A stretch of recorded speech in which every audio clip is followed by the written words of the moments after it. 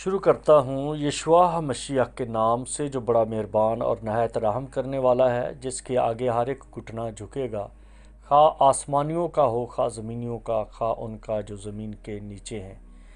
MCM university के तमाम students और मुबारक मिनिस्ट्री में खिदमत करने वाले भाइयों बहनों को सलाम शलूम, जय मसीह की। मेरे अजीज़ भाइयों और बहनों, कल मैंने एक वीडियो लोड की थी जो 10 अहकाम के ताल्लुक से है, क्योंकि मैं इस बात की ज़रूरत महसूस कर रहा हूँ कि जैसे जैसे वक्त गुजरता जा रहा है, हम वो जिसको हम कभी कहते थे मिशनों की तालीम, हम उनको भूलते जा रहे हैं। अमेरिकन मिशन थी, पाकिस्तान में उसने बड़ा काम किया, सल्वेशन आर्मी ने बड़ा काम किया, कैथलिक ने बड़ा काम किया।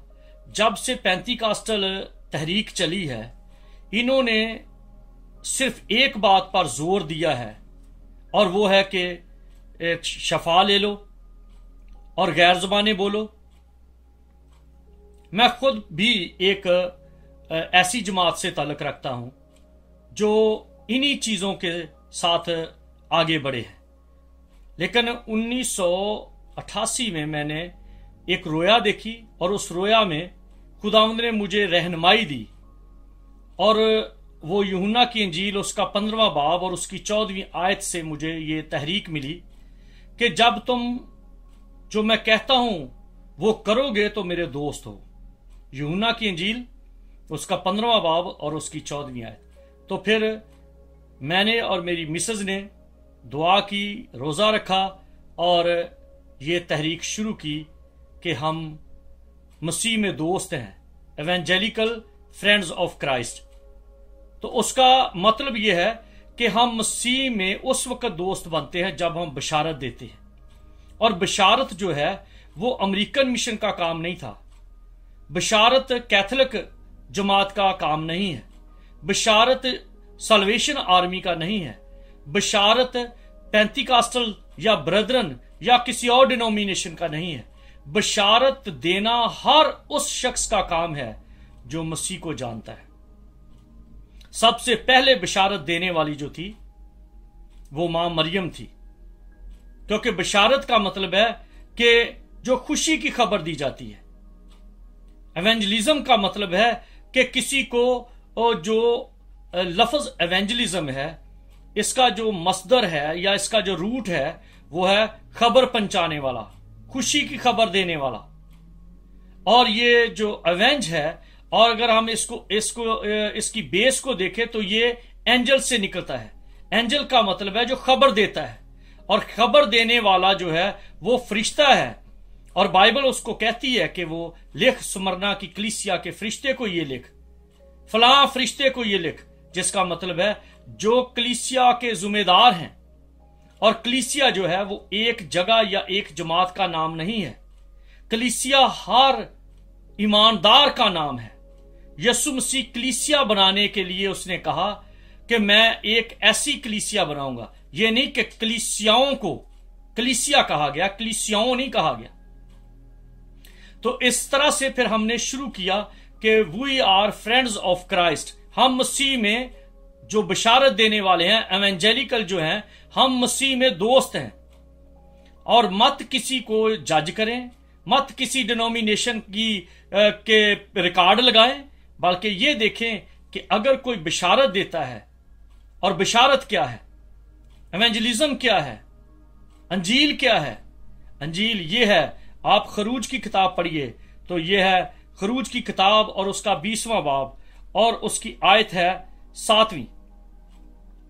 तू खुदावंद अपने खुदा का नाम बेफायदा ना लेना, क्योंकि जो उसका नाम बेफायदा लेता है खुदावंद उसे बेगुनाह ना ठहराएगा। ये बशारत है, ये अंजील है। मैं इस बात को इस दलील से पेश करता हूं कि जैसे कोई शुगर पेशेंट है और वो हमेशा शुगर खाता है, चीनी खाता है, या मीठा या मिठाई खाता है, या कुछ ऐसी चीजें खा रहा है जो मीठी हैं, तो उसकी दिन ब दिन सेहत गिरती जा रही है।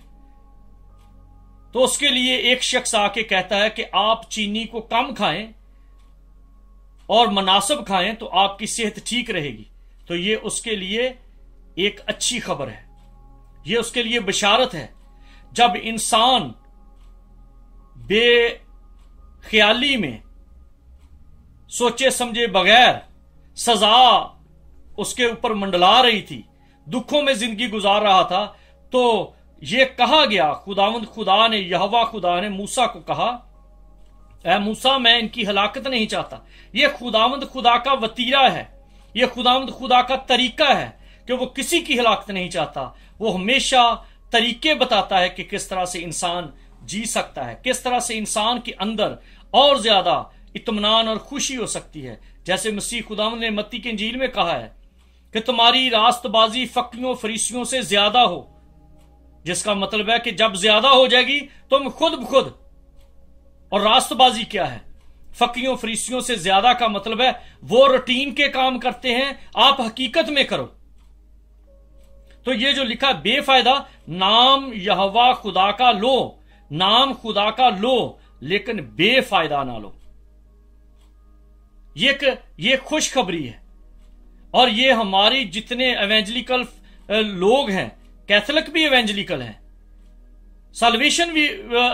सल्वेशन आर्मी वाले भी एवेंजलिकल हैं, क्योंकि कोई भी मसीह नहीं हो सकता, कोई भी ऐसा डिनोमिनेशन नहीं हो सकता जब तक कोई मसीह को नहीं जानता। और मसीह जो है ये ही एक खुशखबरी है। और खुशखबरी क्या है कि जिस तरह से कहा गया कि शुगर वाला अगर शुगर कम खाएगा तो जीता रहेगा, खुशखबरी यह है अगर खुदा का नाम बेफायदा ना लिया जाए, मुनासिब उसका नाम लिया जाए, तो आप बरकत पा सकते हैं। लेकिन अगर आप ज्यादा इस्तेमाल करेंगे तो उसकी सजा मिलेगी। ज्यादा इस्तेमाल करने का क्या मतलब है?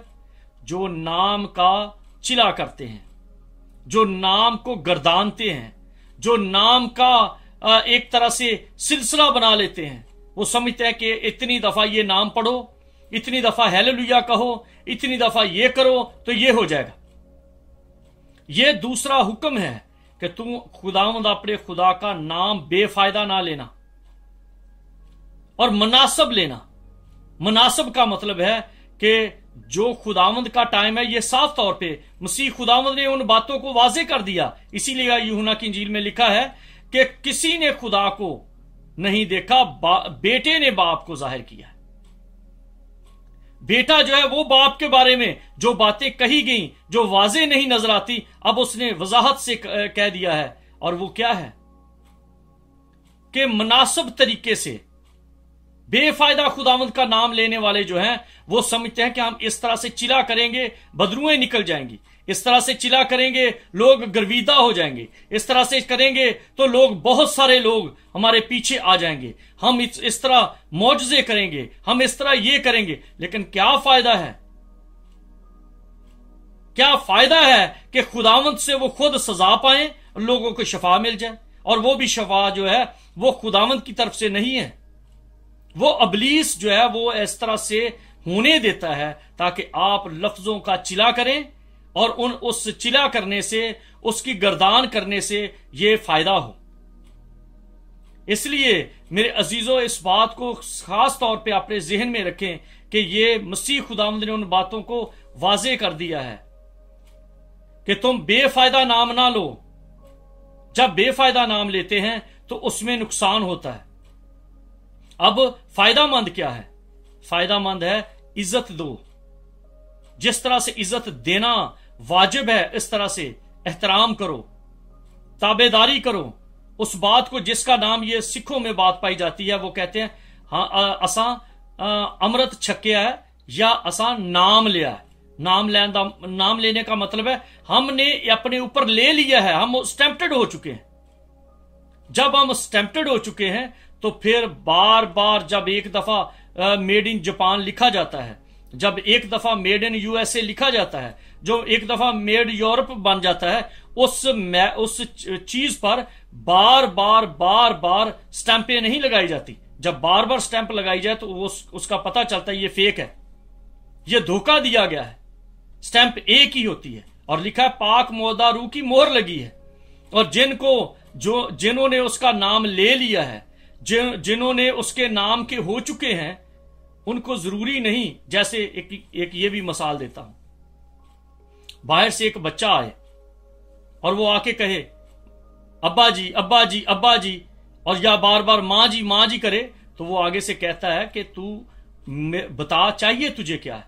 अगर वो ये कहता जाए तो उसको बाप खुश नहीं होता इस नाम से, या मां खुश नहीं होती, उसको खुशी की बजाय एक थप्पड़ पड़ता है कि तू बता, कहना तू क्या चाहता है। जब हम लफ्जों की गर्दान करते हैं, जब लफ्जों का चिला करते हैं या बिला वजह नाम लेते रहते हैं, हम खुदा की इंसल्ट कर रहे हैं, हम खुदा की बेइज्जती करते हैं। इसलिए जब हम खुदावंद के हो चुके हैं, हमें रोज रोज बताना नहीं कि हम खुदा के हो चुके हैं, मैं खुदा का बंदा हूं, हम खुदा के हो चुके हैं। हर मैरिक, हर ब्रांड जो है वो बताता है कि ये किस तरह का है। अब चाइना की चीजें पूरी दुनिया में मशहूर है कि